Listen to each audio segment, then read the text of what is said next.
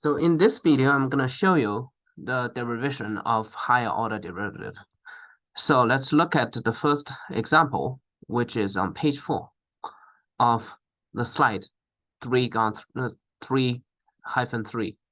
Okay, so let's get to this. So this is the question. The function is x cubed minus 4x squared minus 9x plus 19. Actually, I would say derivation actually makes things easier. Okay, for a cube, right? Again, if you ever forget, it's x to the power of n, and its derivative,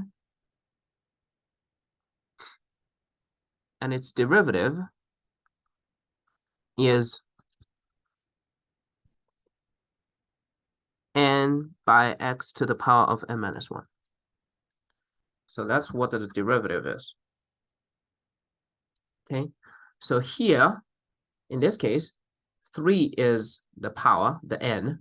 So now its derivative is 3 by x to the power of n minus 1, 3 minus 1. That's the power, right? Now minus 4 by 2 times of x, 2 minus 1, minus 9 plus 0. The derivative of a constant equals to 0. The derivative of a linear form is just the slope term, which is minus 9. Okay, so let's rearrange it. So it's 3 by x to the power of 2 minus 8 by x to the power of 1 minus 9. Okay, so now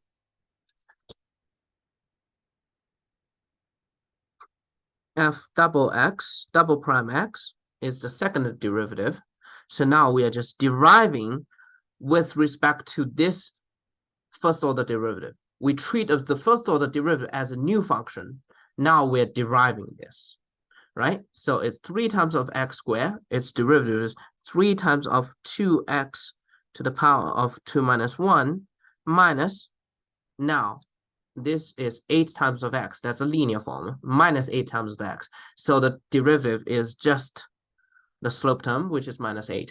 The last one is a constant. Derivative of this is gone, 0, right? So the result is 6 by x minus 8. So this is the first derivative. This is the second derivative. Okay, so that's the first example. So let's look at the second example and third example. So the second example is on the page 8 of this slide.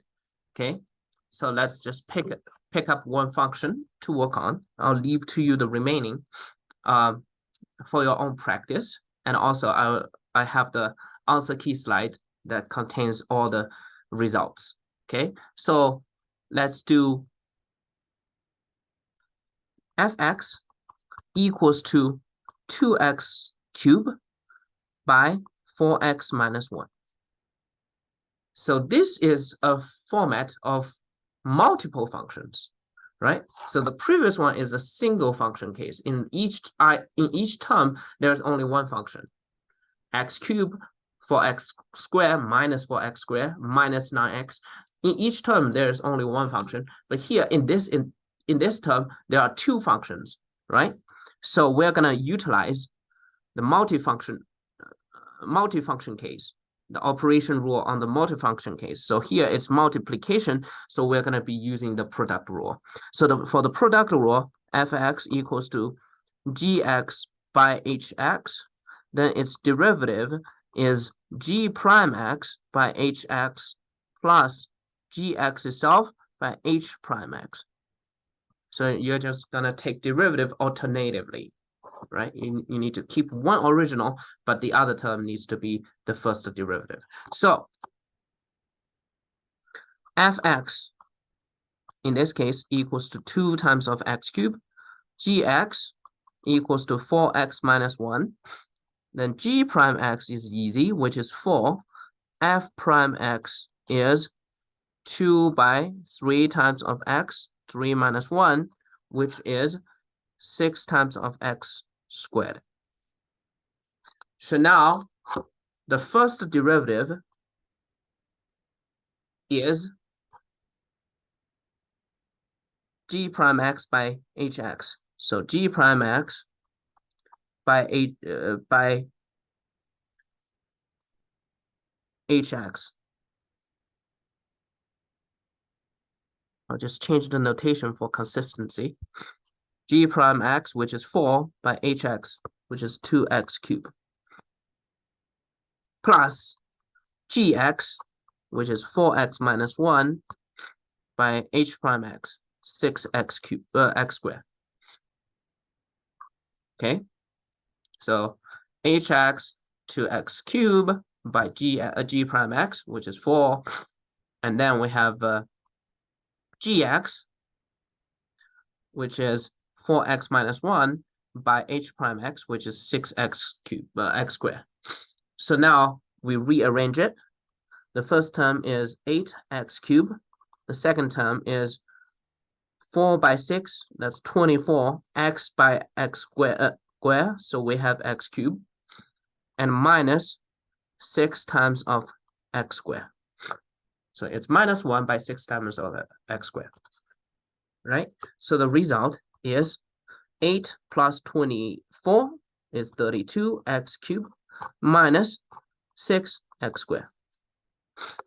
Okay, so this is the first derivative, and now the second derivative. So you see why I don't encourage you to factor x squared out, because this one is easier to operate if you were to take further derivative, right? So the first one then is 32 multiplied by, again, x to the power of n is derivative f prime x is n by x to the power of n minus 1. So here it is 32, we keep it, and now we are working on the x cubed, its derivative. So it's 3 times of x, 3 minus 1, minus 6 multiplied by 2 times of x to the power of 2 minus 1. So that is 96 by x squared minus 12x.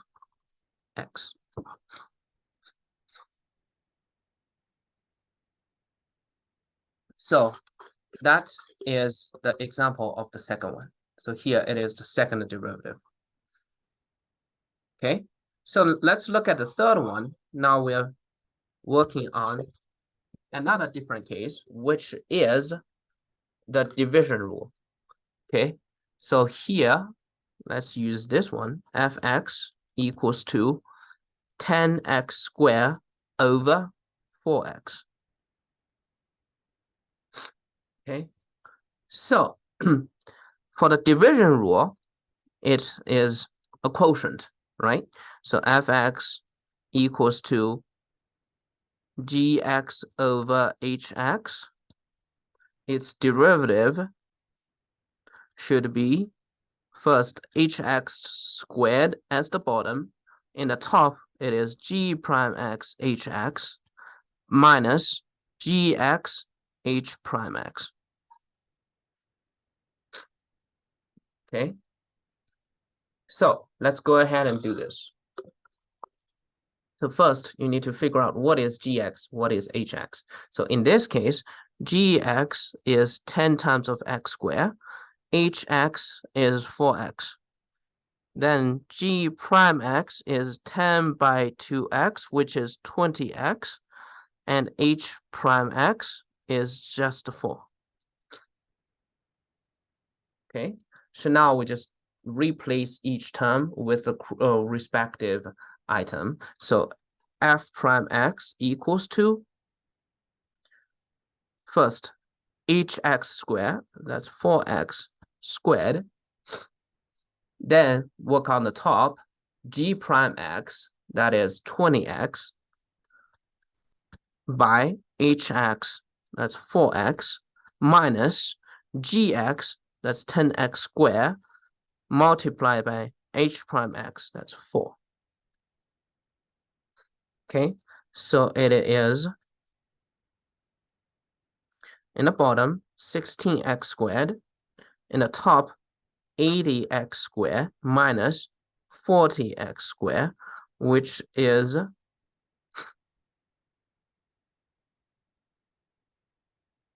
to cancel those square term.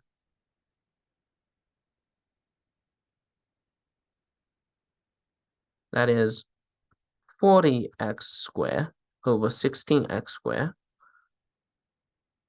The result is 10 over 4, which is 2.5.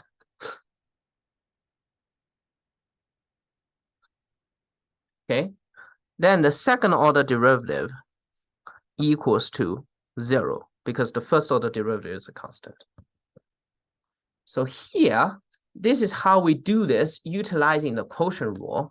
But if you are sensitive to the number enough, you can actually start with simplification. That is actually 10x over 4, right? We have this common x to be divided. So it's 10x over 4, which is 2.5 of x. Then its first derivative, this is a linear form, right? X is to the power of 1. So the derivative is just the slope term, 2.5. And then the second order derivative equal to 0. That's why possibly your math teacher asked you before working on the math, possibly if you can make this functional form to be as simple as possible, that may save a lot of hassle. But as you can see, even if we take the long way, if your calculation is correct, you should be able to get the right answer. This is actually like a double check of the work of yourself.